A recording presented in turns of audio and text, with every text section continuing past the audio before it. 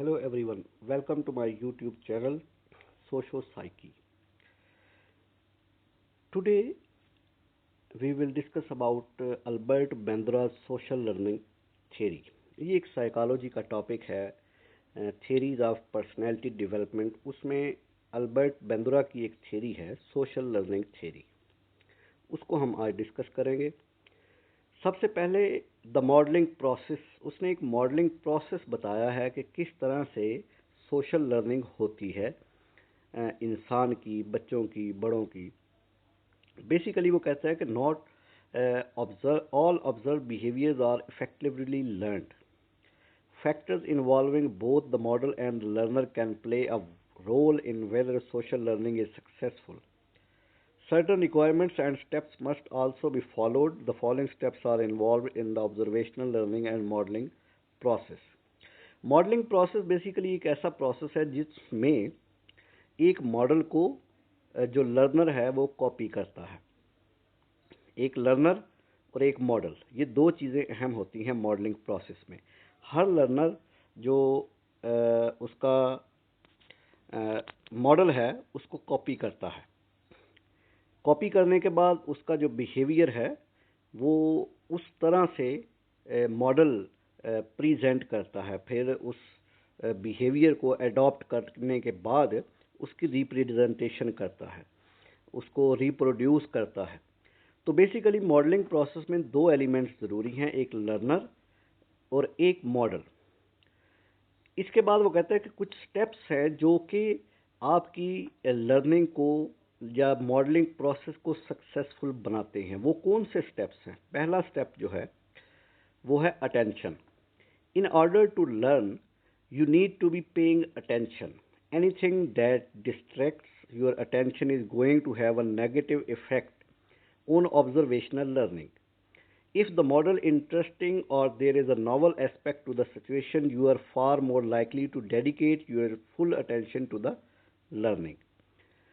Albert Bandra कहता है कि मॉडलिंग प्रोसेस में सबसे पहला जो स्टेप है वो अटेंशन का है। जितनी आप अटेंशन पे करेंगे उतना आपकी लर्निंग बेहतर होगी। जितनी ऑब्जर्वेशन लर्निंग जो है वो ज़्यादा अच्छी कैसे हो सकती है? जब आप की अटेंशन, फुल डेडिकेशन से आप उस बिहेवियर को कॉपी करते हैं किसी भी।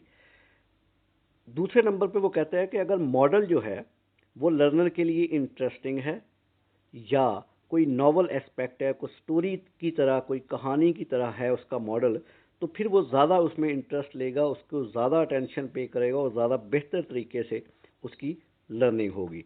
तो अटेंशन के लिए वो कहता है ज़रूरी है वो तमाम एलिमेंट्स जो आपको डिस्ट्रैक्ट करते हैं उनको निकाल दिया जाए और लर्निंग के लिए जो हेल्पफुल आपकी जो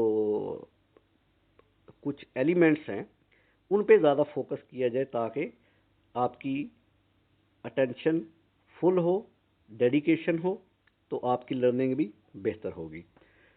सेकेंड स्टेप में वो कहता है कि retention. The ability to store information is also an important part of learning process. Retention can be affected by a number of factors, but the ability to pull up information later and act on it is vital to observational learning. दूसरे step में Albert Bandra कहता है कि observational learning, जब आप किसी behaviour को observe करते हैं तो फिर उसको आप कॉपी करते हैं, रिटेन करते हैं। रिटेंशन, इस स्टेप को वो रिटेंशन कहता है कि आप इंफॉर्मेशन स्टोर कर लेते हैं, फिर बाद में उस इंफॉर्मेशन को पुल अप करते हैं आपके माइंड में और उसको उस तरह बिहेव करते हैं।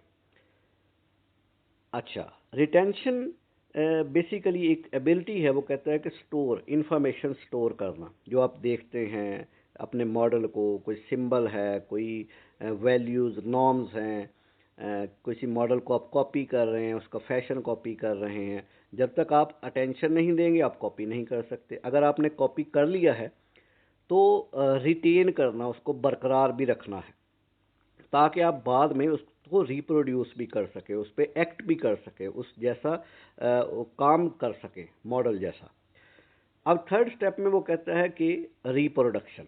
अब एक दफ़ा आपने जब once you have paid attention to the model and retain the information, आपने मॉडल पे अटेंशन पे की और इंफॉर्मेशन रिटेन कर ली, it is time to actually perform the behaviour you observed. अब वो टाइम है जब आप उस बिहेवियर को परफॉर्म करते हैं।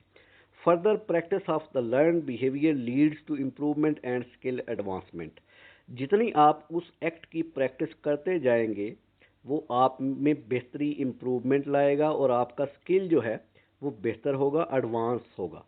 तो रिप्रोडक्शन जो है ये थर्ड स्टेप है उसकी थ्योरी का कि कैसे आप बिहेवियर जो आपने रिटेन किया है उसको रिप्रोड्यूस करते हैं, वैसा ही बिहेव करते हैं, वैसा बिहेव जो बिहेवियर है वो परफॉर्म करते हैं जो कि आपने ऑब्जर्व करके रिटेन कर लिया है। फोर्थ स्टेप में अल्बर्ट बंद्रा कहता है कि motivation, finally in order for observational learning to be successful you have to be motivated to imitate the behavior that has been modeled। अब वो कहता है कि जब आपने जो बिहेवियर कॉपी किया है, अब क्या आप उससे मोटिवेट हुए हैं, क्या आपने इंजॉय किया है वो काम करके? अगर तो आप उससे मोटिवेट हुए हैं, आपको मोटिवेशन मिली है, तो आप दोबारा अगेन एंड अगेन वो रिपीट करेंगे।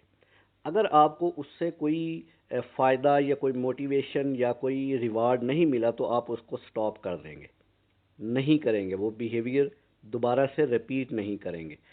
इसमें वो कहता है कि reinforcement and punishment play an important role in motivation.